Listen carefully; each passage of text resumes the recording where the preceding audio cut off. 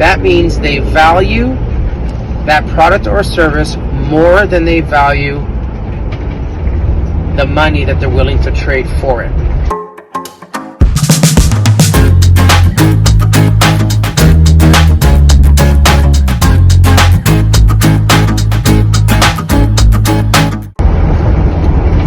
Hey guys, Rafa here, Preferred Plumbing Solutions. This message is kind of, I guess, more addressed to other home service providers that are struggling a little bit in their day-to-day. Are you guys frustrated with homeowners that say, oh man, you're too expensive, or man, I can't do that, that's too much, or how do you get to that price, or this is absurd, this is crazy, this seems too high?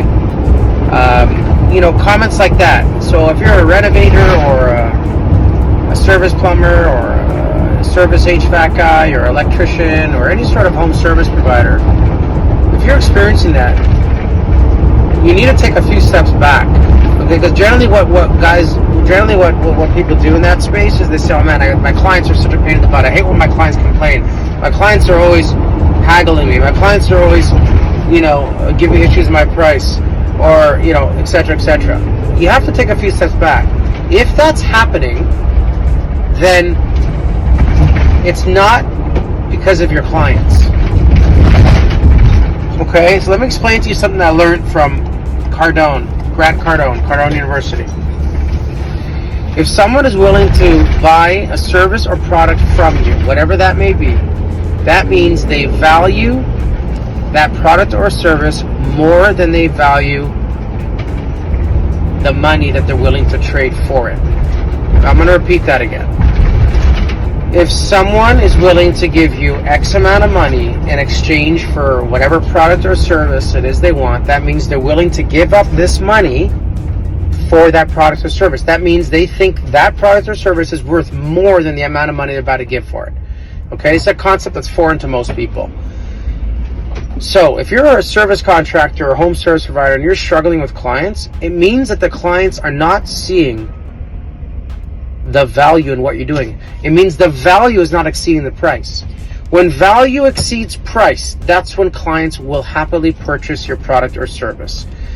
The value could be in the work, could be in the communication, it could be in the seamless process from when the call is answered, it could be how clean and professional you are, it could be the way your uniforms are set up, it could be where you guys communicate amongst yourselves, it could be a million things involved in that.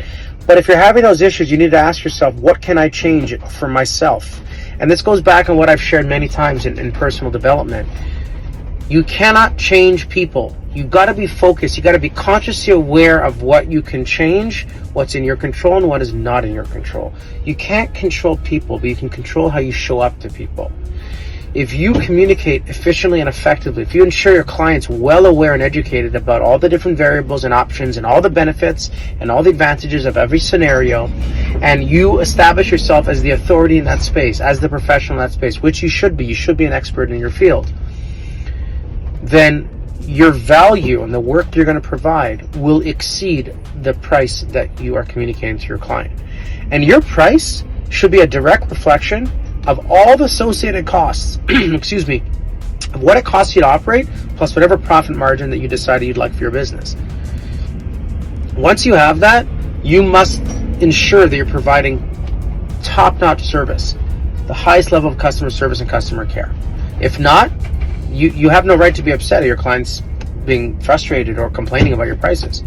There's clearly something missing on your end. You need to look at yourself and dive in deep and get vulnerable and say, hey, what can I change? What do I do more? How can I coach and train up? Because there's a lot out there that a lot of us, especially in the home service industry, are not exposed to. Learn those things, get better. Our clients deserve it. You deserve it.